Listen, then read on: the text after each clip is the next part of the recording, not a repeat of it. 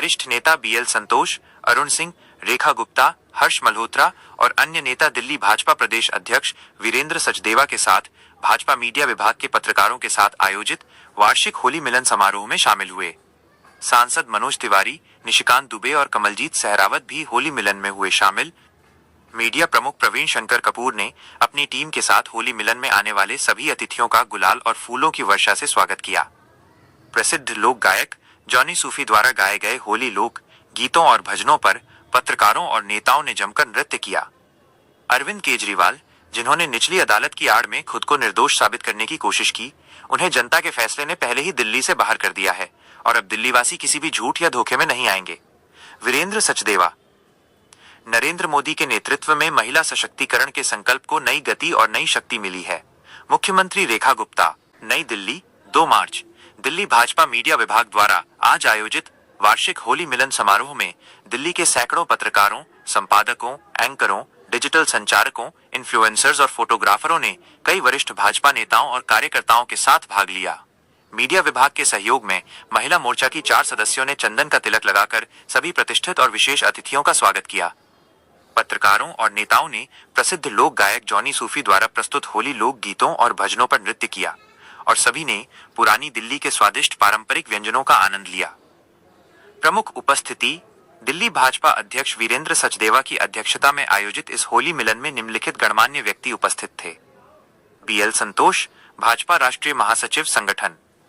रेखा गुप्ता, दिल्ली की मुख्यमंत्री। अरुण सिंह, भाजपा राष्ट्रीय महासचिव। हर्ष मल्होत्रा, केंद्रीय राज्य मंत्री। महेंद्र पांडे, राष्ट्रीय कार्यालय सचिव। प्रवेश साहिब सिंह और रविंद्र इंद्रराज सिंह, दिल्ली सरकार के मंत्री। मनोज तिवारी, पूर्व अध्यक्ष एवं सांसद। निशिकांत दुबे एवं कमलजीत सहरावत, सांसद। संजय मयूख, भाजपा राष्ट्रीय मीडिया सह प्रभारी। सरदार अरविंदर सिंह लवली, अध्यक्ष यमुना पार विकास बोर्ड।